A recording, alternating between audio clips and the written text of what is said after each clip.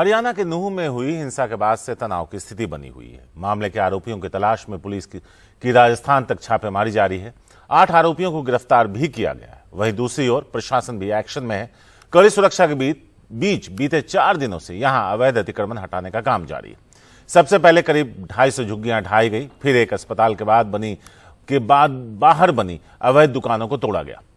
कल यहां बने सहारा होटल और उसके आसपास के अतिक्रमण को हटाया गया। दावा किया जा रहा है कि इन इमारतों से हिंसा के दौरान पथराव और फायरिंग हुई थी। इस बीच नूंह के कुछ इलाकों में जारी कर्फ्यू में आज ढील दी जा रही है। यह ढील सुबह 9 बजे से दोपहर 1 बजे तक है। वहीं अभी भी यहां इंटरनेट सेवा बंद कर दी गई है ताकि कोई अफवाह ना फैले। मुकेश सिंह सेंगर हैं हमारे साथ। मुकेश, क्या यह कहा जाए कि हालात धीरे धीरे नॉर्मल यानी सामान्य होते जा रहे हैं? देखिए, बिल्कुल जो हालात हैं वो अब सामान्य होने की तरफ बढ़ रहे हैं। आज जो है सुबह 9 बजे से लेके दोपहर में 1 बजे तक जो कर्फ्यू है उसमें ढील दी गई है। आज कुछ समय के लिए जो बैंक हैं, एटीएम हैं, वो खुले रहेंगे। इसके अलावा नूंह का जो बस अड्डा है वहां से जो बसों का परिचालन है वो भी आज शुरू किया जा रहा है। और जो पुलिस के अधिकारी हैं, खासतौर से जो एसपी नूंह है और डीसी नूंह है, वो गांव-गांव जाकर दोनों समुदायों के लोगों के बीच में मीटिंग करवा रहे हैं। जो पीस कमेटी के लोग हैं उनको भी साथ में ले जा रहे हैं ताकि दोनों पक्षों के मन में जो खटास है, जो खाई आ गई है, उस खाई को पाटने की कोशिश की जाए। तो आज जो है नूंह में थोड़ा हालात सामान्य करने की कोशिश की जा रही है और अगर आज के नतीजे अच्छे रहे तो कल हो सकता है कि और ज्यादा कर्फ्यू में ढील दी जाए। हालांकि इंटरनेट अभी वहां पर बंद है क्योंकि कई बार ऐसा होता है कि बहुत सारी अफवाहें, जो र्यूमर्स हैं, वो फैल जाते हैं। जैसे कल फैल गया था कि वहां पर किसी के साथ में रेप हुआ है हिंसा के दौरान, जिसको वहां के एसपी ने खारिज कर दिया था। तो इंटरनेट अभी वहां पर बंद है, लेकिन जो बाकी चीजें हैं, जो रोजमर्रा की जरूरतें हैं, फल है, सब्जियां हैं, इनको लेकर अब जो धीरे धीरे जो वहां का प्रशासन है वो कोशिश कर रहा है कि सब चीजें आम लोगों तक पहुंच पाए, परेशानी लोगों को ना हो। क्योंकि बहुत लोगों को ये शिकायतें मिल रही हैं कि वहां पर उनके पास खाने का सामान नहीं बचा है।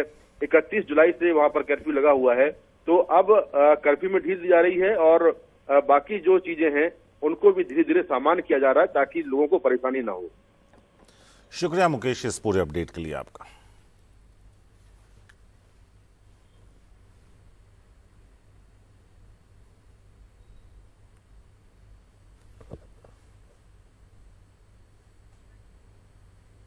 हिंसा की आंच झेल रहे मणिपुर के सीएम एन बीरेन सिंह को झटका लगा है। एनडीए के सहयोगी कुकी पीपुल्स अलायंस ने सरकार से समर्थन वापस ले लिया। मणिपुर सरकार में कुकी पीपुल्स अलायंस के विधायक भी शामिल थे। हालांकि इस कदम से सरकार के लिए खतरे की संभावना नहीं।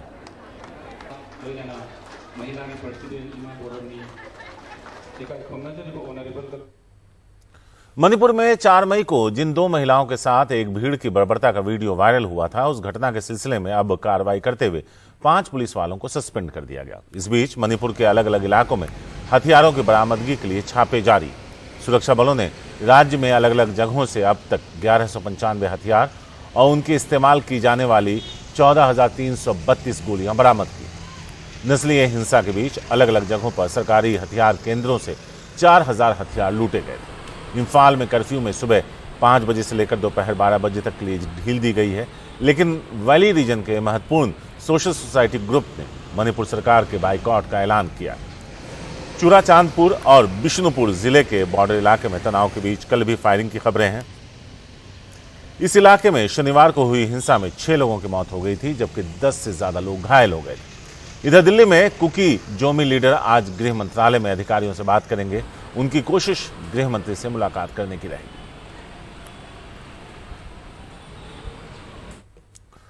और अब एक दिलचस्प स्टोरी। एशिया का सबसे पुराना क्लब फुटबॉल टूर्नामेंट प्रतिष्ठित डुरंट कप इन दिनों चल रहा है, वो भी उत्तर पूर्व में एक ऐसी जगह जो 1 दशक पहले तक उग्रवाद के लिए लगातार सुर्खियों में रहती थी। यही नहीं, नस्लीय तनाव और एक अलग राज्य की मांग इस इलाके में लगातार गूंजती रही थी। लेकिन 2020 के कामयाब शांति समझौते से आज यहां शांति। यह है असम का कोकराझार इलाका, जहां कभी सेना बोडो उग्रवादियों के खिलाफ लगातार बड़े ऑपरेशनों में लगी रहती थी। आज सेना यहां डुरंट कप की मेजबानी कर रही है और बोडोलैंड का एक क्लब भी इसमें हिस्सा ले रहा है। पश्चिमी असम के कोकराझार में फुटबॉल स्टेडियम के बाहर हजारों की भीड़। कोकराझार बोडोलैंड क्षेत्रीय परिषद का मुख्यालय है। ये सभी दर्शक शनिवार को यहाँ एक इतिहास के गवाह बने, जब प्रतिष्ठित डुरंड कप के तहत कोकराझार में पहला मैच खेला गया। Match Rajasthan United football club और कोकराझार के अपने बोडोलैंड फुटबॉल क्लब के बीच हुआ।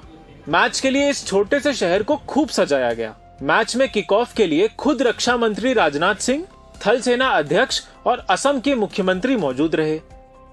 मुझे पूरा विश्वास है कि असम और विशेषकर कोकराझार में डुरंड कप का आयोजन यहाँ पर नौजवानों को बहुत बड़े स्तर पर इनकरेज करेगा तथा हमें आने वाले समय में भी असम से और ज्यादा टैलेंट देखने को मिलेंगे। राजनाथ सिंह की मौजूदगी केंद्र सरकार, असम, सेना और खुद बीजेपी के लिए भी एक बड़ा मौका रहा, ये दिखाने के लिए कि यहाँ अब कितनी शांति है।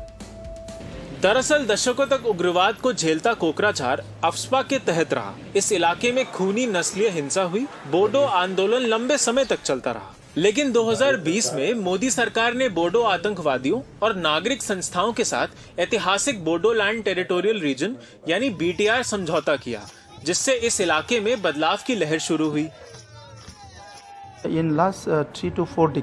पिछले 3 से 4 दशक पूरा बोडोलैंड अस्थिर रहा, जिससे हमारे युवाओं ने उम्मीदें छोड़ दी थीं। कुछ साल पहले तक यहाँ सेना हथियारबंद गुटों के खिलाफ अभियान में लगी रहती थी, लेकिन सेना अब यहाँ एक फुटबॉल टूर्नामेंट का आयोजन कर रही है।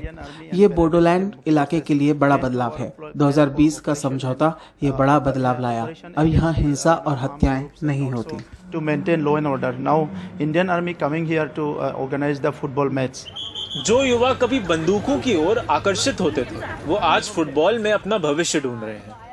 It's great now, like Durand cup के यहाँ आयोजन से हम काफी उत्साहित हैं, क्योंकि यहाँ फुटबॉल काफी खेली जाती है। पहले यहाँ काफी समस्याएं थी, अब स्थिति बेहतर है। बचपन से हमने यहाँ हिंसा और अस्थिरता देखी। अब हमें लगता है कि फुटबॉल के साथ यहाँ विकास भी आएगा। कोकराझार का ये बदलाव उत्तर पूर्व में धीरे धीरे आ रहे सकारात्मक बदलाव की भी कहानी है। ये इलाका अब अतिवाद की छाया से बाहर निकल रहा है। कोकराझार में संजय चक्रवर्ती के साथ गुवाहाटी से रतनदीप चौधरी की रिपोर्ट, NDTV इंडिया।